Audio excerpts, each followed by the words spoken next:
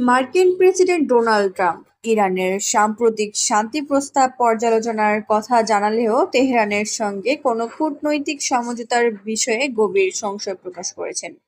Jerusalem থেকে প্রকাশিত এক প্রতিবেদনে জানা গেছে, ট্রাম্প দাবি করেছেন যে গত ৪৭ বছর ধরে মানবতার বিরুদ্ধে ইরান যা করেছে তার জন্য তারা এখনো যথেষ্ট বড় মূল্য দেয়নি। এই মন্তব্যের ফলে দুই দেশের মধ্যকার অচলাবস্থা নিরসনে কোনো বড় অগ্রগতির সম্ভাবনা ক্ষীণ হয়ে পড়েছে এবং পুনরায় সামরিক হামলার আশঙ্কা তৈরি হয়েছে।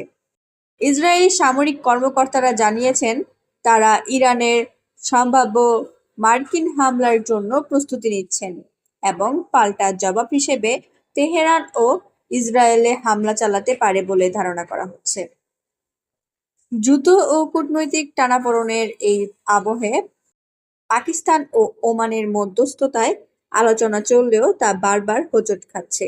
গত ২৮ ফেব্রুয়ারি থেকে শুরু হওয়া এই যুদ্ধে হরমুজ প্রণালীতে উভয় পক্ষের পাল্টাপাল্টি অবরোধের ফলে বিশ্ব অর্থনীতি ও জ্বালানি বাজারে মারাত্মক নেতিবাচক প্রভাব পড়েছে।